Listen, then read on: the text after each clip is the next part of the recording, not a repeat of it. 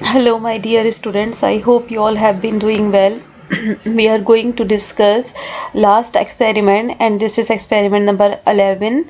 And this is experiment number 11. And then in this experiment, our objective is of this experiment is to quantitatively analyze the lipid in the given sample of milk.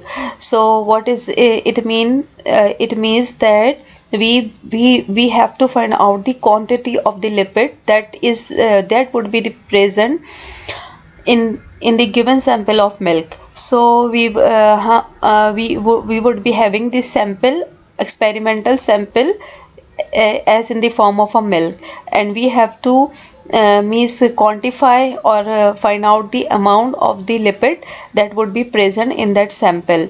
So first of all, we have to know about what are lipid.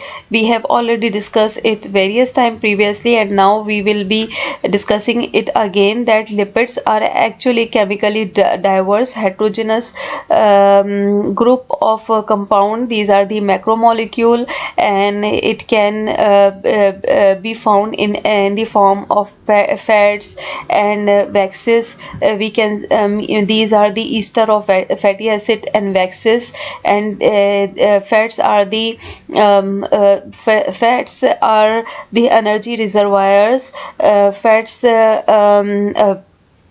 can be formed in the as a fat can be found in the membrane in the form of phospholipid and sterols and phospholipids are actually the serve as the structural entirety of biological membrane, and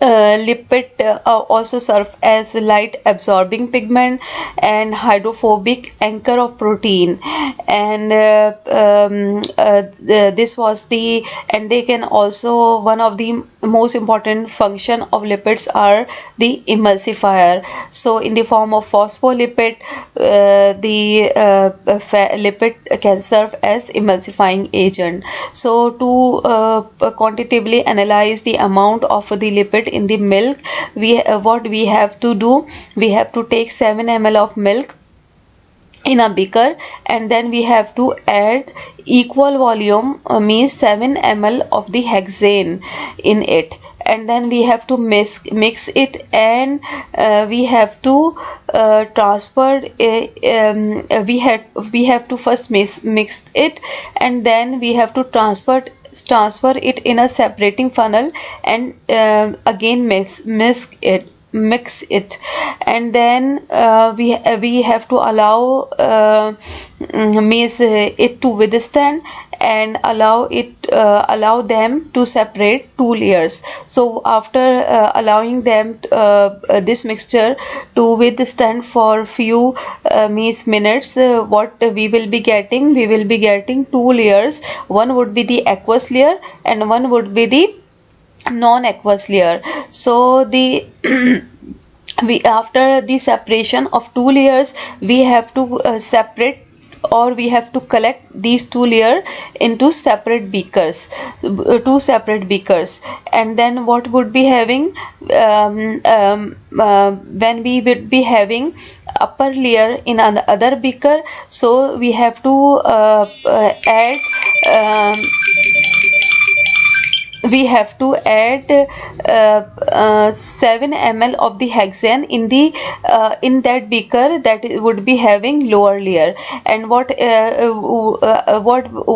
and we have to then again mix it, and then we have to allow the mixture for few minutes. So after few minutes, then two layers again get separate, and we have to separate upper layer in another beaker, and then we have to again add equal amount of the hexane in the beaker that would be having lower layer, and then we again have to mix it, and then allow it to withstand for few seconds or few minutes, and allow two layers to be separate, and then again we have to remove or separate upper layer into another beaker, and allow to add equal amount of the hexane in the beaker that would be having lower layer. So by doing so, we have to repeat this procedure until and unless all the lipid would get separate from the milk. So after that, we have to keep the final mixture on the hot plate, and we have to, why we have to put the final mixture on hot plate of each beaker, because we heat it so as to hexane would get evaporate from the separated layer. So after that, we have to dry and then dye it, and then we have to calculate the amount of the lipid present in the each beaker, and after that we have to apply the formula, and then we have to calculate the percentage. So this is whole about the experiment number 11, and this was the last experiment, and I hope you have understand it. Thank you very much for your understanding, and Allah Hafiz.